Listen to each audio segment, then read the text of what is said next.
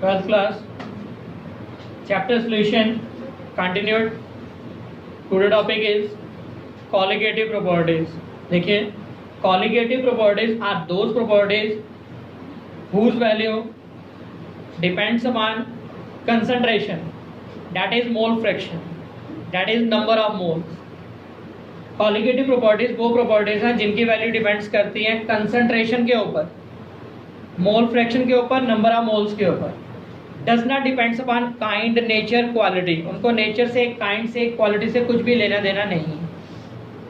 Bye using colligative properties we can also determine molecular mass. Colligative property को use करके हम molecular mass को भी डिटरमाइन कर सकते हैं. डिफरेंट टाइप की कॉलिगेटिव प्रॉपर्टीज आती हैं.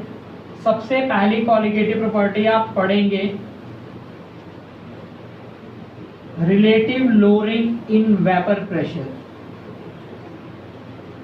Relative lowering in vapour pressure, ये आपने रोल्स के सेकंड केस में भी पढ़ा था. किसी भी सॉल्यूशन का वेपर प्रेशर किसके इक्वल होता है? Sum of the partial vapour pressure exerted by solute and solvent. Raoult's का सेकंड केस लास्ट टाइम आपको पढ़ाया था. सॉल्यूशन का वेपर प्रेशर किसके इक्वल होता है? Partial vapour pressure exerted by solute and partial vapour pressure exerted bye solvent. But second case में जो सॉल्यूशन उसने लिया था उसमें सॉल्यूट कौन सा था? Non volatile. इस केस में जो सॉल्यूट लिया था रोल्स ने वो कौन सा था? Non volatile solute. Non volatile का मतलब क्या होता है? Which can not convert into vapours, जिनके वेपर्स नहीं बनाए जा सकते. जब इसके वेपर्स ही नहीं बनेंगे तो उसका वेपर प्रेशर क्या हो जाएगा? 0. तो पीएस की वैल्यू किसके इक्वल आ जाएगी? पीबी के इक्वल. पीबी की वैल्यू क्या होती है? P not X B. इसको काई बोलते हैं. That is mole fraction of solvent. Mole fraction के बारे में आपको पढ़ा चुके हैं. मोल फ्रैक्शन ऑफ सॉल्यूट की वैल्यू किसके इक्वल थी? Number of moles of solute upon total number of moles of solution. Mole fraction of solvent की वैल्यू किसके इक्वल थी? Number of moles of solvent upon total number of moles of solution. अगर हम इन दोनों को add करते हैं XA plus XB तो क्या आएगा? N upon N plus N. यहाँ पे क्या आएगा? N upon N plus N. दोनों का एलसीएम लेके कैंसिल करिए. ये दोनों कैंसिल हो जाएंगे तो क्या आंसर आएगा? 1. तो XA प्लस XB की वैल्यू किसके इक्वल आ रही है? 1. The sum of the mole fraction of solute and solvent always taken as unity. तो यहाँ पे XB की वैल्यू किसके इक्वल आएगी? 1 minus XA. Substitute the value in main equation. Main equation में आइए, XB की जगह क्या पुट करेंगे? 1 माइनस XA. मल्टीप्लाई करिए इसको. PS equals to P not minus P not XA. P not XA को इधर शिफ्ट करिए. P नॉट XA यहाँ पे क्या आएगा? P not minus PS. P not को डिवाइड करिए. XA equals to P not minus PS upon P not. ये P नॉट क्या रिप्रेजेंट कर रहा है? P नॉट क्या रिप्रेजेंट कर रहा है? Vapour pressure of pure solvent. PS क्या रिप्रेजेंट कर रहा है? Vapour pressure of solution. तो P नॉट माइनस PS क्या बन जाएगा? Lowering in vapour pressure.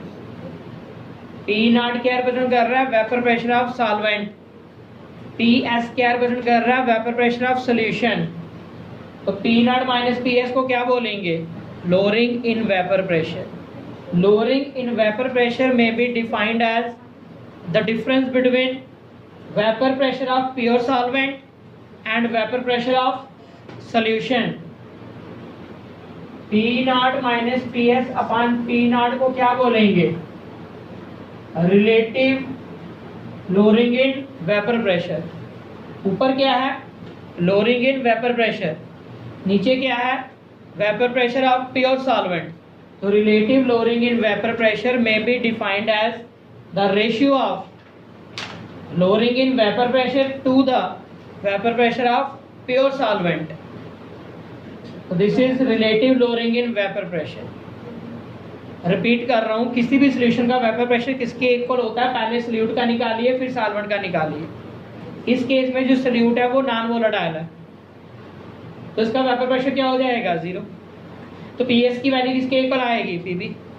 PB की वैल्यू क्या होती है, P not X B. X B की वैल्यू किसके इक्वल है, 1 माइनस एक्स ए।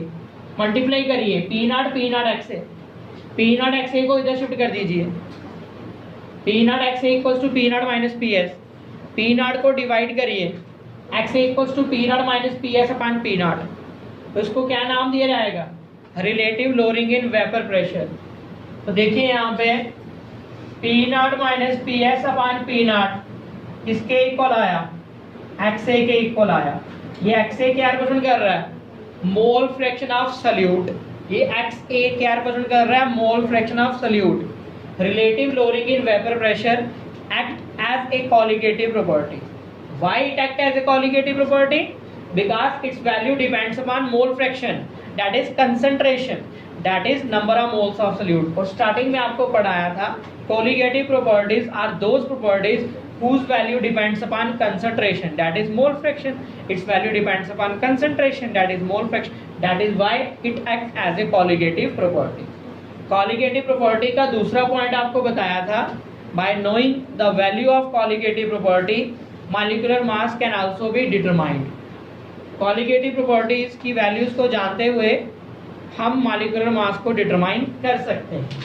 कैसे, P not minus P S upon P not की value n upon n plus n. X A की वैल्यू क्या होती है, n upon n plus n. For very very diluted solution, अगर बहुत ज़्यादा डिल्यूटेड सोल्यूशन होगा, डिल्यूटेड मतलब जहाँ पे सॉल्वेंट की क्वांटिटी बहुत लार्ज होगी, तो number of moles of solute is very very small, so it can be ignore, it can be neglected from the denominator.